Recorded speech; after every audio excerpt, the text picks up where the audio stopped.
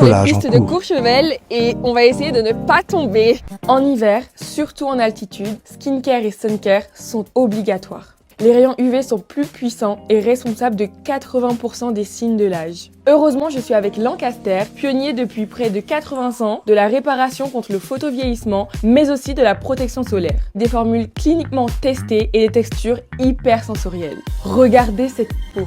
Allez, on va glisser. Retouche express avec Sun Perfect Duo Stick. Je protège ma peau, mes lèvres, ultra pratique. Le soir, la crème de nuit anti-âge Golden Lift répare ma peau même quand je dors grâce au mélange renforcé de rétinol et rétinal, mais également grâce au tranexamol, un actif unifiant et anti-taches exclusif. Ma peau travaille la nuit contre les ridules, mes taches, le relâchement cutané et au réveil, elle paraît 5 ans plus jeune. Et merci à Lancaster pour cette journée incroyable. Bien évidemment.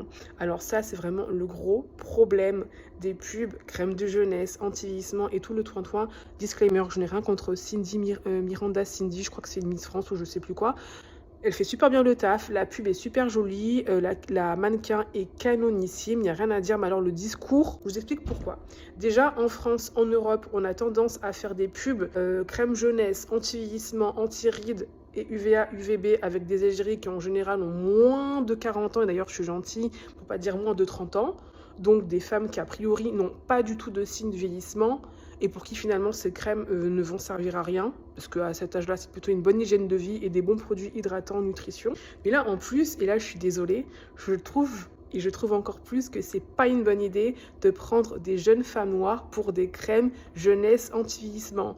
Alors on se calme, c'est pas du racisme, vous allez comprendre tout de suite, moi-même je suis noire, c'est tout simplement parce qu'en général, on a un capital génétique, on a un capital dermatologique et notamment avec la mélanine qui fait que les signes du temps seront beaucoup moins visibles.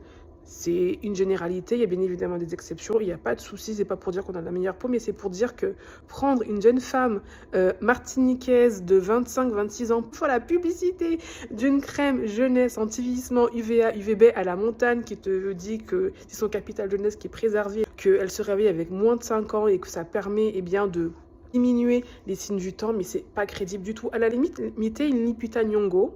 Why not? Pourquoi pas? Mettez une Jocelyne Berroir, justement, à 60 ans passés et tout, on a envie de se dire, non mais elle est vraiment canon, sa peau est radieuse, on a envie d'être comme ça à 60 ans, là, ça pourrait être plus crédible. Mais s'il vous plaît, arrêtez de mettre des femmes qui ont même pas la trentaine. C'est pas la crème qui va venir faire quelque chose. En vrai, à cet âge-là, entre 20 et 30 ans, c'est l'hygiène de vie, des bons produits hydratants, nourrissants, prendre un peu le soleil, mais pas non plus surdoser, bien manger et surtout éviter les mauvaises compagnies qui vous vieillissent, qui vous donnent des rides et qui vous pourrissent les oreilles et donc le reste du visage.